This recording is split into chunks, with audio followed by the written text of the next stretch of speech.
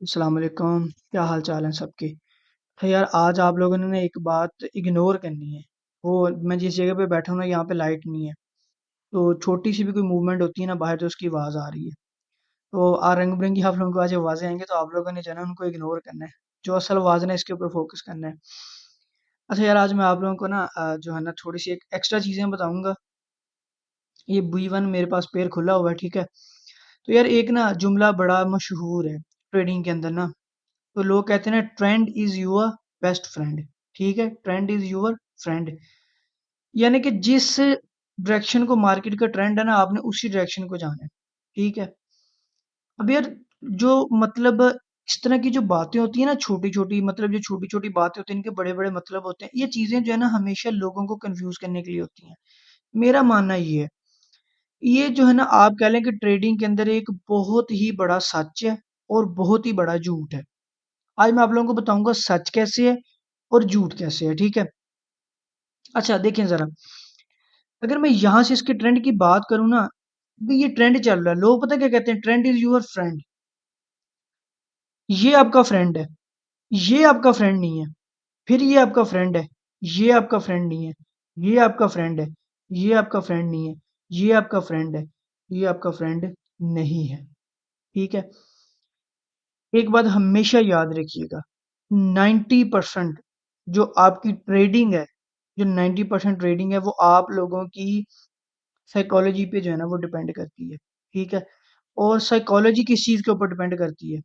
अब आप लोग खुद अपने अपने घरों में हालात का अंदाज़ा लगा के देखें। आज के दौर में जिस बंदे के पास पैसा है उसकी साइकोलॉजी जो है ना वो स्ट्रांग है। ठीक है। तो ट्रेडिंग के अंदर आप ये समझ लें आप लोग कि जो एक चीज़ सबसे ज़्यादा मैटर करती है ना वो आप लोगों का बैकअप मैटर करता है। ठीक है। मोस्टली ट्रेडर्स को मैं ये बात बताता नहीं हूँ, लेकिन उससे पहले भी एक फेज़ आता है जो आप लोगों की लर्निंग है। ठीक है। जो चीज़ें आप लोगों ने सीखनी है, जो चीज़ें आप लोगों ने सीख देखिए एक टेक्निकल है, वो आप लोग करेंगे, एक्सपीरियंस लेंगे ही तो आएगा। अब जो चीज़ आप लोगों के हाथ में है ना, वो आप लोगों की मेहनत है, टेक्निकल्स कितने स्ट्रॉन्ग कर सकते हैं आप लोग कर लें, ठीक है? फिर दूसरी चीज़ आ जाती है बैकअप। वो हर बंदे के हाथ में नहीं है, किसी के पास ज़्यादा है, किसी के पास कम है।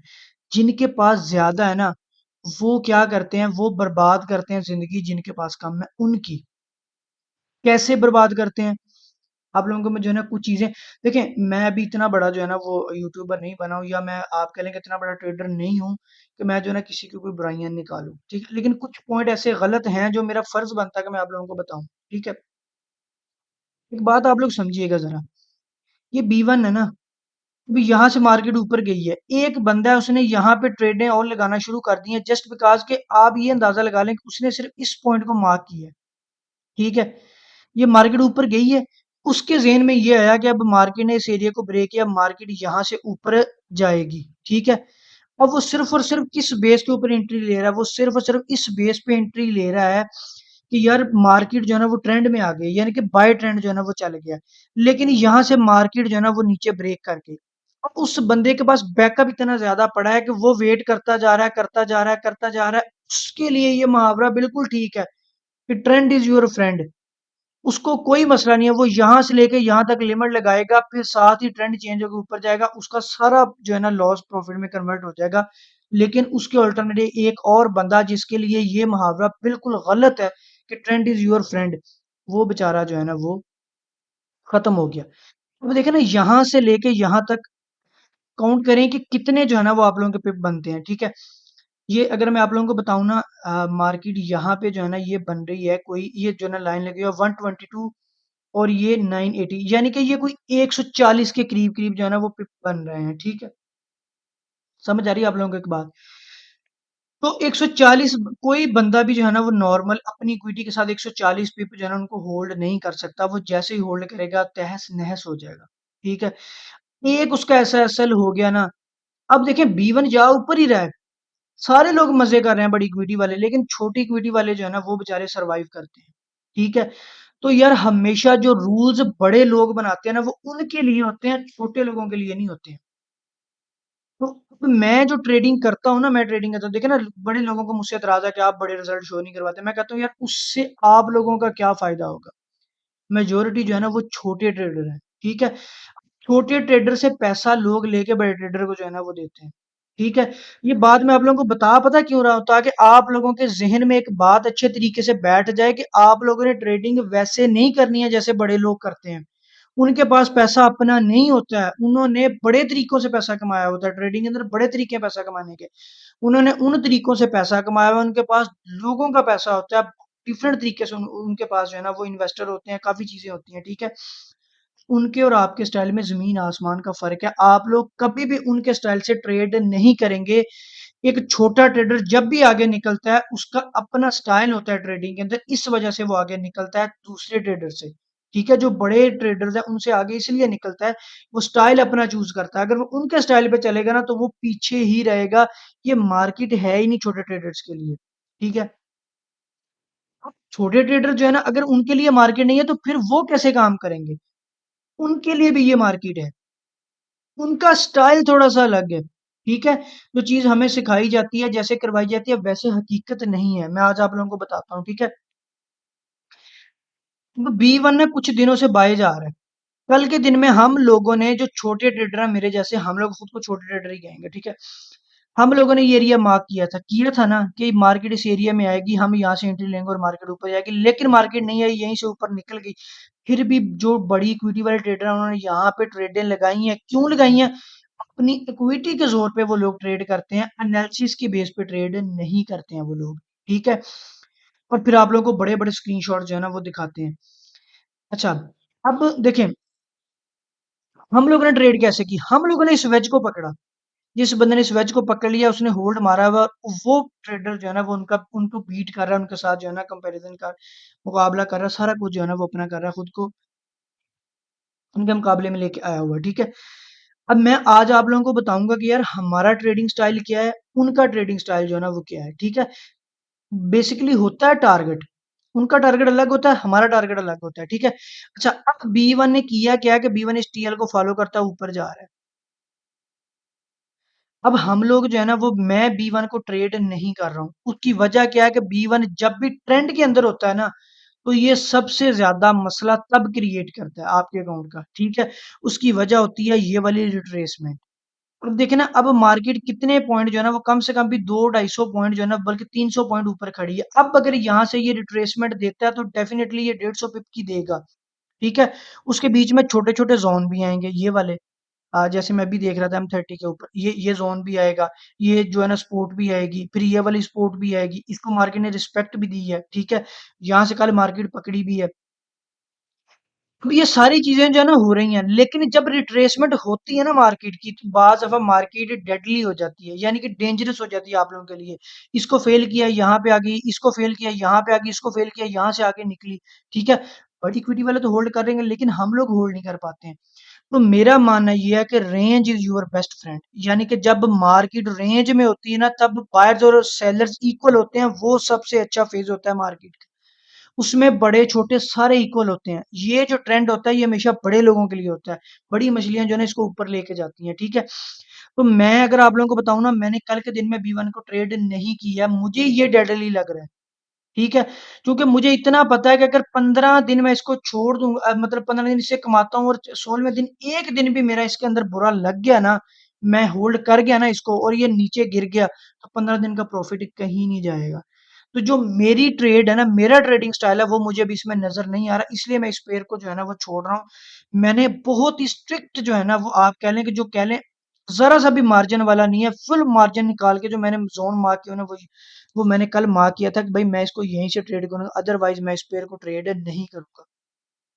इसमें जो छोटी-छोटी एंट्री है ना वो मैं नहीं लगाऊँगा, क्योंकि बंदे का दिल जो है ना वो बेईमान हो जाता है। एसएल इंसान लगा के उसको खत्म कर देता है कि नहीं भाई मैं नहीं करूँगा, मैं इसको जो है ना वो देखूँगा, ठीक है? अगर हम B1 की बात करें ना, तो अब लोग इसको बाय जाता देख रहे हैं, लेकिन मैं इसको अब सेल जा आना वो देख रहा हूँ, ठीक है? मैंने इसके सेल के सेटअप जो है ना वो ड्रा करने शुरू कर दिए। एक ये रेजिस्टेंस मेरे पास है और ये सारा रेजिस्टेंस एरिया, ठीक है? मैं देखूँगा कि अब इस रेजिस्टेंस एरिया से इसको रिजेक्शन, ठीक है?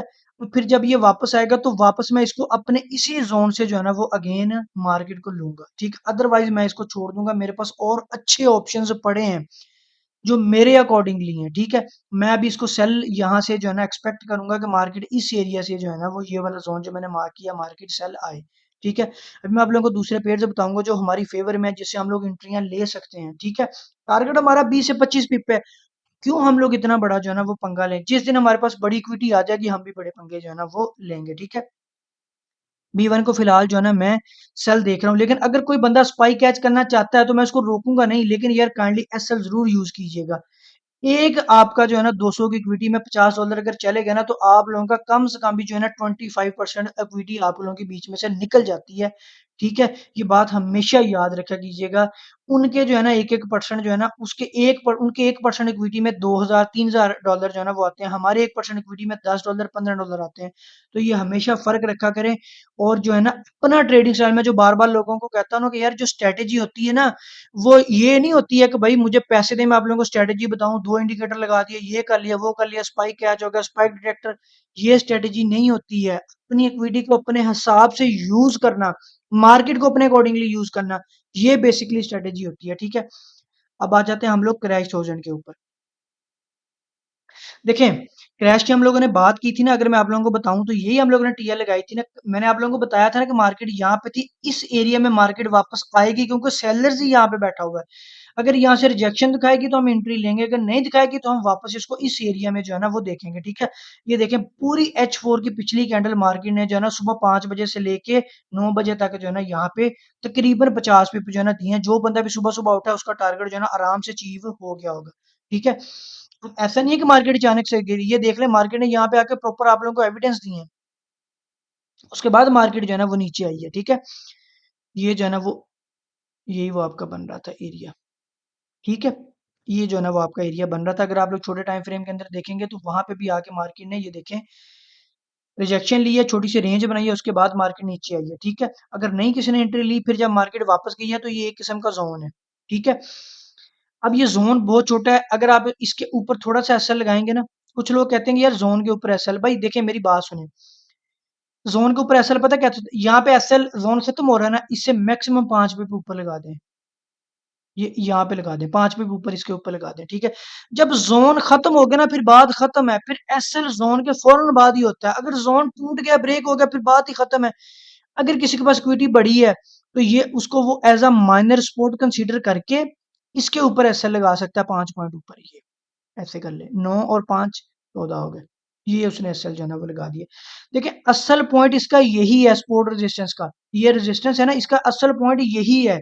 अगर ये ब्रेक हो गया तो फिर इसके एक एक बाद ऊपर जो पॉइंट है ना वो हम लोग अपनी मर्जी से उसको होल्ड कर रहे हैं, एसएल तो यहीं पे हो गया। ठीक है, इसी तरह जोन की स्टोरी होती है कि जोन जैसे ब्रेक हुआ एसएल हो गया उसका, जोन तक की हमारी स्टोरी है। ठीक है, उसके ऊपर जो है ना वो लोग वैसे 4 5 पे होल्ड कर लेते हैं कि यार बाज दफा मार्केट जो है ना वो थोड़ा सा फेक आउट भी देती है फिर नीचे आती है। ठीक है, अब मार्केट ने जो है ना ये देखें जो है ना अगर हम M15 की बात करें तो मार्केट ने हैमर ये डोजी बनाई है और फिर मार्केट नीचे आई है, हमें अच्छी मूव मार्केट ने जो है ना वो दी है। ठीक है, बल्कि ये वो मूव है जो 5 बजे लगी है, और बाकी ये तो अभी जो है ना वो कैंडल है ऊपर नीचे जो है ना वो मूवमेंट दे रही है। ठीक है, आप लोगों को मिला है सेटअप। ठीक है, उनके सेटअप में और हमारे सेटअप में फर्क नजर आ रहा है आप लोगों को? हमारे सेटअप में मार्केट रेंज में है, range is your best friend हमारे केस में, trend is your best friend उनके केस में। ठीक है, अब हम लोगों ने मार्केट को जो है ना वो यहाँ पे देखा, अभी भी सिचुएशन वही है, जब तक मार्केट इस टीएल से नीचे है तो हम लोग जो है ना सेल कंसीडर करेंगे, लेकिन यहाँ पे काफी ज्यादा खिचड़ी पक गई है, खचमच हो रही है। ठीक है, अब अगर ये पॉइंट ब्रेक होता है तो फिर हम इसको इस पॉइंट के ऊपर देखेंगे, और 100 पॉइंट ऊपर है। ठीक है, जब मार्केट यहाँ पे आकर रिजेक्शन दिखाएगी तो फिर हमारे अगले 3 4 दिन आराम से एंट्रियां हमें जो है ना यहाँ से मिलेंगी। ये एरिया आप लोगों ने जहन में रखना है। लाइट है नहीं यार तो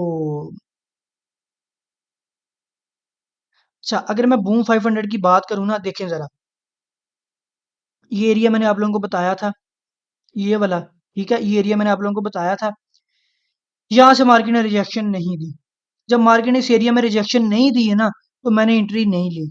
लेकिन ये अगर नीचे वाला एरिया आप लोग देखना, ये भी सारे का सारा बाइंग एरिया है। ठीक है, इसकी हिस्ट्री में आप लोगों को थोड़ी सी दिखा दूं तो ये देखें जरा, ये यहाँ से मार्केट निकली एक दफा, ये मार्केट यहाँ से एक दफा निकली। ठीक है, तो हिस्ट्री में मैंने देखा ये सारे का सारा जो है ना बेसिकली आप लोगों का बाइंग एरिया था। तो अब मार्केट इस एरिया को ब्रेक कर गई। ऐसा पॉसिबल बहुत कम दफा होता है कि D1 के पॉइंट को मार्केट ब्रेक करे। कर दिया तो कर दिया, कर दिया तो हमने जो है ना वो कोई पंगे वाली बात नहीं है, आ जाते हैं छोटे टाइम फ्रेम में, ठीक है। ये देखिएगा जरा हुआ क्या है कल, बल्कि मैं M5 के अंदर ही आता हूँ जी। हमारा पॉइंट जो था ना वो था ये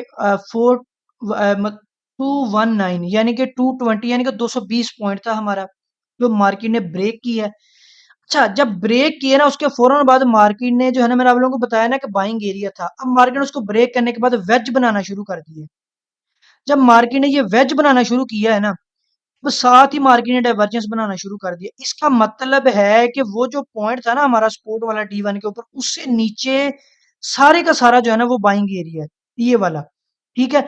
तो फिर जब इस तरह का कुछ पॉसिबिलिटीज होती है ना कि जोन के नीचे जोन हो या एरिया के नीचे एरिया हो, तो फिर मार्केट, हम लोगों ने तो वो देखना था ना। अब देखें इस सपोर्ट से अगर मार्केट यहाँ इस सपोर्ट तक आ गया, कोई डाइवर्जेंस बनाती, कोई जो है ना डिसेंडिंग वेज बनाती, कोई चैनल बनाती, तो हमें लगता है कि भाई यहाँ से मार्केट निकलेगी। अब नहीं निकली है तो फिर अगला एरिया ये वाला आ गया। इस एरिया के अंदर देखना ये है कि मार्केट क्या एविडेंस देती है। मार्केट M5 के अंदर ये एविडेंस दी है आप लोगों को। जैसे ये मार्केट एविडेंस दी है ना, हमने यहाँ इसके अंदर एंट्रियां लगाई हैं और मार्केट ने पूरी आपको 50 पिप की मूव दी है, और ये पूरी की पूरी मूव मैंने कैच की है और अपने ग्रुप वालों को मैंने इसका स्क्रीनशॉट भी भेजा था, ठीक है। बताया नहीं उनको मैंने एंट्री ले, मैंने सिर्फ उनको ये पैटर्न ड्रा करके बताया। उन्होंने मुझे कहा कि सर आप बड़ा लेट नाइट ट्रेड करते हैं। मैंने कहा यार मैं मार्केट के थकने का वेट करता हूँ। मैं ये उस चीज का वेट करता हूँ कि मार्केट मेरे फेज में है, मैं फिर इसको ट्रेड करूँ, ठीक है। कुछ लोगों ने यहाँ पे पंगे लिए होंगे, लेकिन मैंने पंगा नहीं लिया इसके अंदर, ठीक है। इवन के कल एक बंदे का मुझे मैसेज आया था, सर B1 B5 का देख के बताइए कि नीचे गिर रहा है।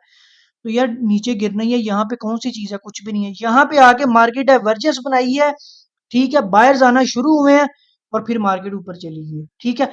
इससे भी ज्यादा बेस्ट पॉइंट था ये वाली रेंज। मार्केट वापस ब्रेक करके ऊपर आ गई है, इससे आ गई है ना, इससे ऊपर इस सपोर्ट के ऊपर आ गई है वापस। ये रेजिस्टेंस बनी, मार्केट ने फिर से इसको ब्रेक किया, अब आ गई इसके ऊपर। जब आ गई है बायर्स लेके आई है मार्केट, जब मार्केट बायर्स लेके आई है तो यहाँ देखे ना सेलर्स का प्रेशर ज्यादा था, मार्केट एक पॉइंट पे अचानक से रुक नहीं सकी। इस वेज ने ये डिसाइड किया कि भाई अब यहाँ पे बायर्स आ गए हैं, मार्केट ब्रेक होकर ऊपर आई है। अब ये देखें रजिस्टर, एक एंट्री और दो एंट्री, एंट्रियां मिली हैं आपको, उसी स्पोर्ट से मिली हैं जिस स्पोर्ट का हम लोगों ने कल जिक्र किया था।